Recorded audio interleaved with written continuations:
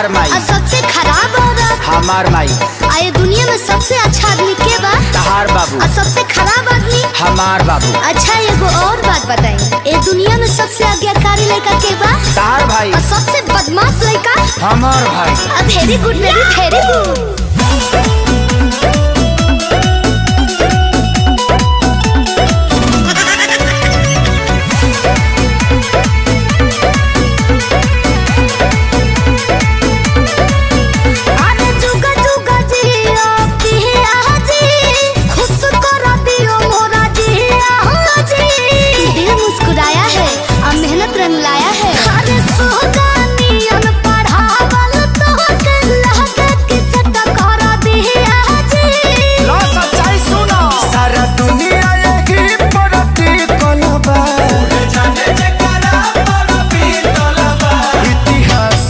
पाना में लिखल बा मेहरा रूस के हुन जीतल बा। इतिहास के पाना में लिखल बा मेहरा रूस के हुन जीतल बा।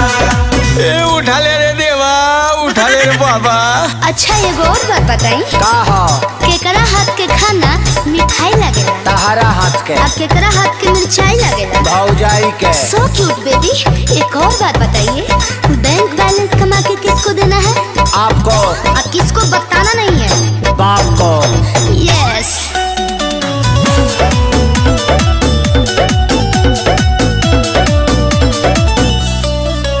हाँ कल जुग के है सच्चाई बाहो। चुप रहले में सब कर भलाई बाहो।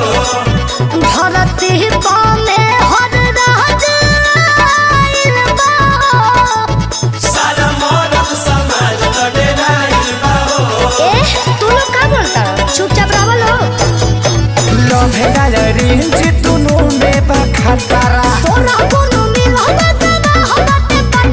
अच्छा ठोकर लगल पनु गवासी खलबा। इतिहास के पाना में लिखल बा मेहरा रूस के गुण जीतल बा। इतिहास के पाना में लिखल बा मेहरा रूस के गुण जीतल बा। हेलो, एगो और बात बताई, आपस के झगड़ा कहाँ सलटे के बा? घर में। अब कहाँ बतावे के नहीं खे? तारा नई हर में। एक आखिरी सवाल, ये दुनिया में सबसे सुंदर औरत के? तू। और सबसे खराब आदमी? हम। चलो 3 साल के सिखावल कुछ तो कमाई।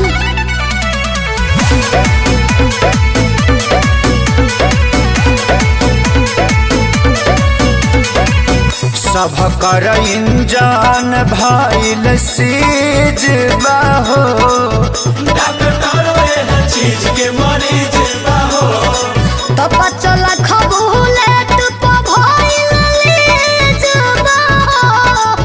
बोल जान खोला भौजी प्लीज बाहो। हटिए तो, बात मत करी मेरे से। का है? अरे लागे खिसियाई गइलू हमारा से प्यारी। बात नहीं करब तो से अखिलेश खेसारी। अरे मान जाना। दागो जनी लो हो अभी धी कलबा। आधा सरस्वती सरपरी कलबा। इतिहास के पाना में लिखल बा मेहरा रूस के हुन जीतल बा। इतिहास के पाना में लिखल बा मेहरा रूस के हुन जीतल बा। निमन निमन बाहुबली लोग के यहाँ था लग जाला। तू का चीज होगा?